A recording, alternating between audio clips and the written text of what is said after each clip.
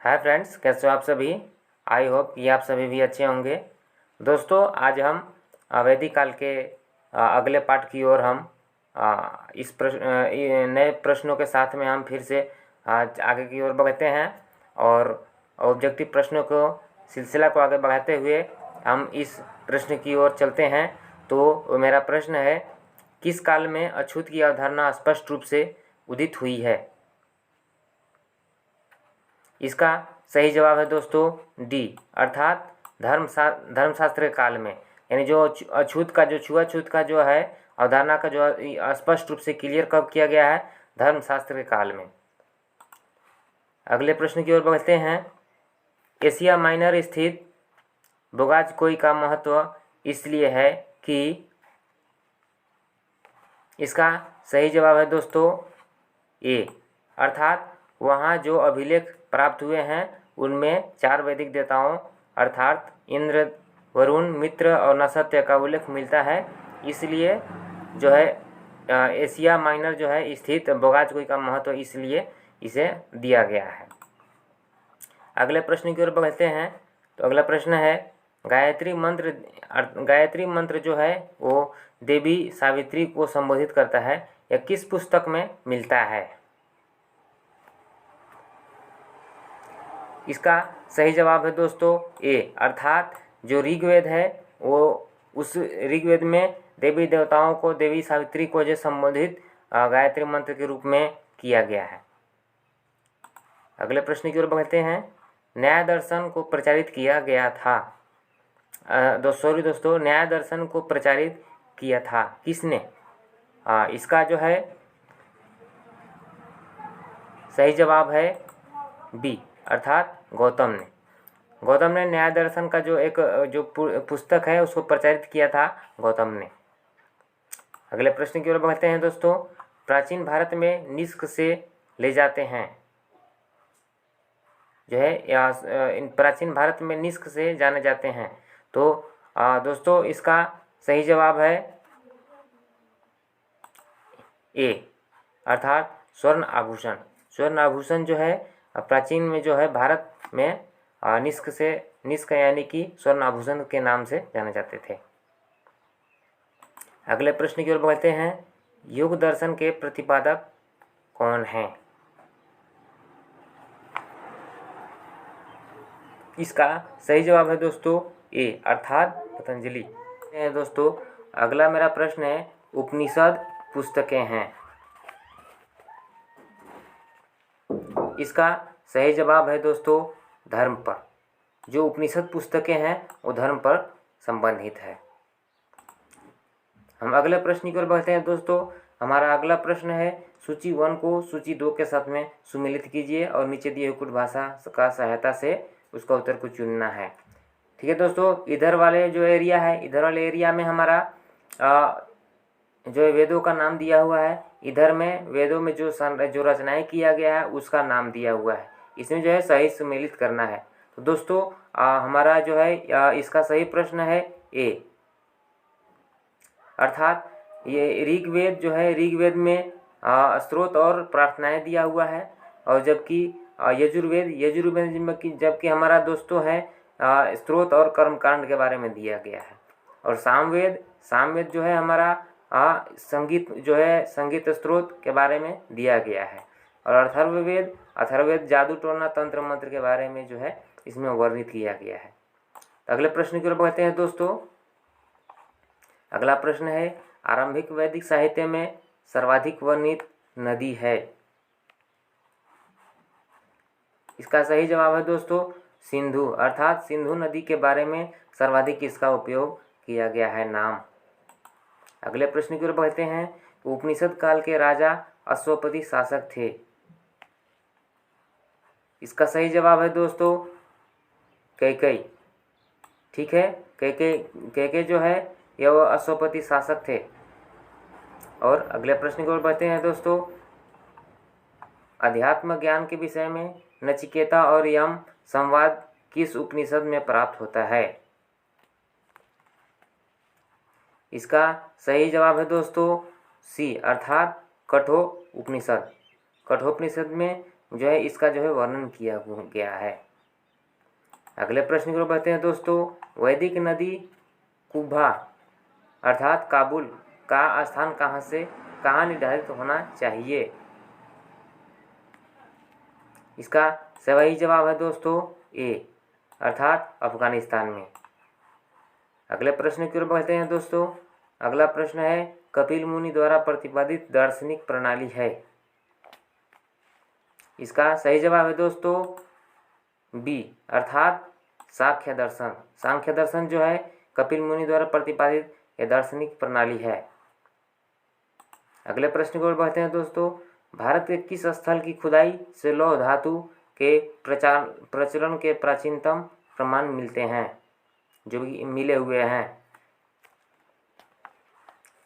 इसका सही जवाब है दोस्तों बी अर्थात अंतरजी खेड़ा में जो है खुदाई करने के दौरान पर जो है यहाँ पर लोहे के साक्ष्य, लोहे के जो है जो प्रमाण हैं वो मिलते हैं। अगले प्रश्न की ओर आते हैं दोस्तों। निम्नलिखित में से किसका संकलन ऋग्वेद पर आधारित है? इसका सही जवाब है दोस्तों बी अर्थात सामवेद। सामवेद जो है इसका जो है ऋग्वेद से संबंधित आधारित है। अगले प्रश्न की ओर आते हैं दोस्तों। निम्नलिखित में कौन प्रस्थान त्रयी में शामिल नहीं है? इसका सही जवाब है दोस्तों ए अर्थात भगवत।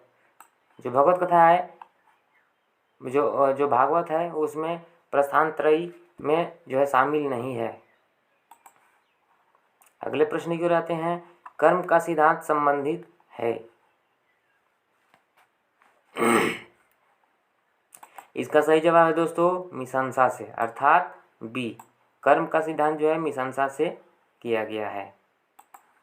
अगले प्रश्न की ओर आते हैं दोस्तों। हमारा अगला प्रश्न है सुमेलित कीजिए। यानी कि ये जो है हमारा जो कि यहाँ पर हमारा दिया हुआ है, ये वेदों का नाम दिया हुआ है और यहाँ पर उससे संबंधित उसके जो है वेदों में क्या क्या व्याख्या है उसको जो है यहाँ पर सुमेलित करना है देख करके। तो इसका सही जवाब है दोस्तों ए अर्थात यानी कि ये जो हमारा है अथर्ववेद। अथर्ववेद जो है अथर्ववेद में औषधि से संबंधित है, जो कि हमारा ऋग्वेद जो है हमारा ईश्वर की महिमा से है। और जबकि हमारा यजुर्वेद जो है बलिदान से संबंधित है। बलिदान हो या युद्ध हो बलिदान हो उसी को बोला जाता है। सामवेद जो है हमारा संगीत से संबंधित है। और अगले प्रश्न की ओर बढ़ते हैं दोस्तों। अगला प्रश्न है चरक संहिता नामक पुस्तक किस विषय से संबंधित है? इसका सही जवाब है दोस्तों सी। इसका सही जवाब है दोस्तों सी। ठीक है दोस्तों सी। चिकित्सा। चरक संहिता नामक पुस्तक जो है इसमें चिकित्सा से संबंधित इसमें जो वर्णन किया गया है। अगले प्रश्न की ओर आते हैं। यज्ञ संबंधी विधि विधान का पता चलता है किससे? इसका जो है सही जवाब हमारा दोस्तों ऋग्वेद है। ऋग्वेद में जो है हमारा विधि विधान नियम जितने भी हैं भगवान के बारे में यदि कुछ भी नियम कानून के बारे में है वो सर्वाधिक इसी में जो है किया गया है वर्णन। अगले प्रश्न की ओर आते हैं दोस्तों। वैदिक युगीन सभा यानी कि ये वैदिक युगीन सभा जो है किससे होना चाहिए? यानी कि इसका जो है सही जवाब हमारा दोस्तों सी मंत्री परिषद थी। ठीक है दोस्तों। अगले प्रश्न की ओर आते हैं। वैदिक युग में प्रचलित लोकप्रिय शासन प्रणाली थी। इसका सही जवाब है दोस्तों सी गणतंत्र से संबंधित जो है ये वैदिक युग में जो है प्रचलित लोकप्रिय शासन प्रणाली चला करती थी। अगले प्रश्न की ओर आते हैं दोस्तों। सबसे प्राचीन वेद कौन सा है? इसका सही जवाब है दोस्तों ऋग्वेद। ऋग्वेद सबसे प्राचीन सबसे शुरुआती दौर में जब शुरुआत में जो वेद बना हुआ था, सबसे पहले ऋग्वेद बना हुआ था दोस्त। अगले प्रश्न की ओर आते हैं। निम्नलिखित में से कौन भारतीय दर्शन के आरंभिक विचारधारा है? इसका सही जवाब है सांख्य। हमारा अगला प्रश्न है दोस्तों, सांख्य, योग, न्याय, वैशेषिक, मीमांसा एवं वेदांत, इन 6 भिन्न भारतीय दर्शन की स्पष्ट रूप से अभिव्यक्ति हुई है। इसका सही जवाब है दोस्तों ए, अर्थात वैदिक युग में। वैदिक युग में सबका प्रयोग किया गया है। अलग जो है, इसका अगला प्रश्न है, निम्नलिखित में वह दस्तकारी कौन सी है जो आर्यों द्वारा व्यवहार में नहीं लाई गई थी? इसका जब सही जवाब है दोस्तों डी, अर्थात लुहार। यानी कि लुहारगिरी या लोहा, इससे संबंधित जो है उनको जानकारी नहीं थी, इस धातु के बारे में जानकारी नहीं थी। यहाँ पर जो है सोना, चांदी वगैरह का ये जहाँ तक से कांसा के वगैरह के बारे में भी यहाँ पर जानकारी थी, लेकिन लोहारगिरी के बारे में जानकारी नहीं प्राप्त हुई थी उस समय तक। अगले प्रश्न की ओर आते हैं दोस्तों। इसमें जो है बोल रहा है सुमेलित कीजिए, यानी कि यहाँ पर वेद है, वेद का जो है उसका जो है क्या बोलते हैं वेद को पढ़ने वाले को, उपवेद क्या, इसका उपवेद क्या है, और यह वेदों का नाम क्या है और उसका उपवेद क्या नाम है, इसका जो है इसमें सुमेलित करना है दोस्तों। तो इसका सही जवाब है दोस्तों, इसका सही जवाब है ए, अर्थात ए है। यानी कि ऋग्वेद का उपवेद क्या नाम है दोस्तों? आयुर्वेद। ठीक है। यजुर्वेद का उपवेद नाम क्या है? धनुर्वेद। सामवेद का उपवेद क्या नाम है? गंधर्ववेद। अथर्ववेद का उपनाम क्या है? उपवेद का नाम क्या है? शिल्पवेद या अर्थशास्त्र। ये हमारा हुआ आज का दूसरा पाठ।